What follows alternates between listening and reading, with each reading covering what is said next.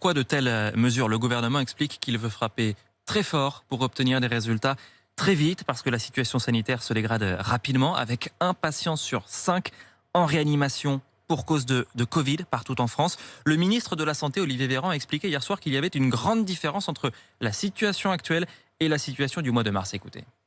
Nous ne pouvons pas nous permettre de déprogrammer massivement l'activité chirurgicale réglée. Parce qu'il y a d'autres malades que les malades qui ont le coronavirus. Il y a des malades qui ont un cancer qui doit être opéré. Des malades qui doivent se faire poser des prothèses en orthopédie et qui ont parfois retardé leur opération suffisamment longtemps.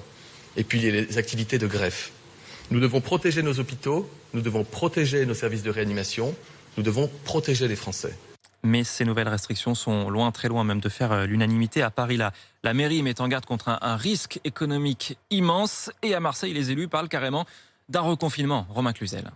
Premier à dégainer face aux mesures prises à Marseille, Renaud Muselier, le président de la région Provence-Alpes-Côte d'Azur, dénonce une punition collective décidée de façon unilatérale. Punition parce que les derniers chiffres de l'épidémie dans les Bouches-du-Rhône montrent une stabilisation, voire un léger recul selon lui. C'est surtout un coup dur pour l'économie de la région avec la fermeture de tous les bars et restaurants pendant 2 semaines. Une décision que regrette aussi Samia Ghali, deuxième adjointe à la mairie de Marseille. C'est un confinement économique en fait qu'on est en train de faire.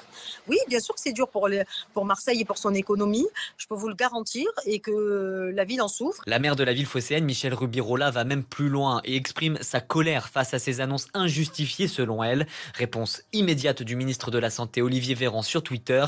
Ces mesures visent à protéger les Marseillais alors que tous les indicateurs sanitaires sont très dégradés.